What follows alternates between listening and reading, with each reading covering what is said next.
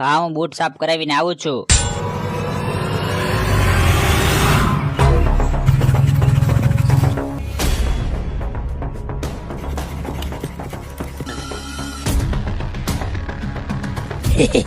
હા, હવે વાંધો નહીં. બૂટ તો મેં કાપી નાખ્યું છે. હવે આ થોડોક આગળ જશે એટલે બૂટ તૂટી જશે. પછી હું મારો બીજો પ્લાન શરૂ કરીશ.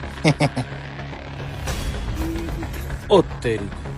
લે તારે આ શું થઈ ગયું? બૂટ કેમ તૂટી ગયું? હમણાં તો મેં બૂટ સાફ કરાવ્યા હતા. લે પાછું મારે મોચી પાસે જવું જોઈશે.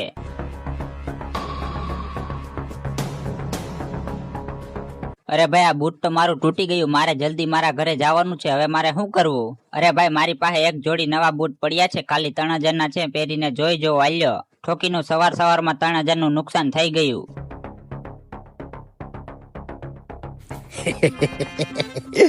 ભાઈ, તમે ઓલા મોચી પાસેથી નવા બૂટ લાવ્યા છો? હા ભાઈ, મારા બૂટ તૂટી ગયા હતા એટલે મેં નવા બૂટ લઈ લીધા. અરે ભાઈ, આ મોચી એક નંબરનો ઠોકીનો છે. બધાના બૂટ સાફ કરતો કરતો કાપી નાખે છે ને પછી નવા બૂટ વેચી દે છે. પણ આ મોચી કોઈ દિવસ પકડાણો નથી. હા, મને પણ શક હતો આ મોચી ઉપર. હવે આ મોચીની પોલ ખોલવી જોશે.